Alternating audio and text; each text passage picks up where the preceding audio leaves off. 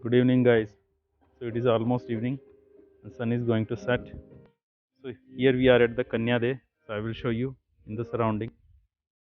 The Johars are two type of Johars. That is Agni Johar and Jal Johar. Married woman takes the Agni Johar, and the unmarried princesses they used to take the Jal Johar. So here it was the kingdom of Bhensa Shah, and her daughter was liked by the Aurangzeb, as so called by the historians. Either it was Aurangzeb or other ruler of the Ranthambore. So he liked her to marry him. So he sent an army to capture or kidnap that princess, and she doesn't like to be married with the Aurangzeb. So she jumped into this deh, that is pond, and finished her life. So this is that pond, and it is called Kanyade. And after that, that princess was died. Then Aurangzeb's army took the revenge by plundering this Bilasgarh fort. That is the this area is Bilasgarh fort. Earlier it was the capital of the Bara. Bara was almost here, and all the rules were. It was Bara was ruled from here. So let us enter the temple. So we will see the temple here. Namaskar, Pandit. So this is the natural roof of the temple. This is the Shiv Mandir in the Bilasgarh fort. All the area around surrounding it was covered with the temples. These are the sculptures at the facade of the temple Shiv Mandir. Very beautiful. See here, Sheshnak. And here it is the Shivling and Nandiji and Dhuni of the Maharaj. You can see Shivling and Nandi. You can see the roof is of the natural rock. So this is the natural rock which is making the roof of this temple. It was several years ago it was built here. This is Dhuni of the Sant who used to live here. This is the residential place of the Pujari ji. So this is that pond in which the Ulugh Khan, that ruler of Ranthambore was the Ulugh Khan. He attacked this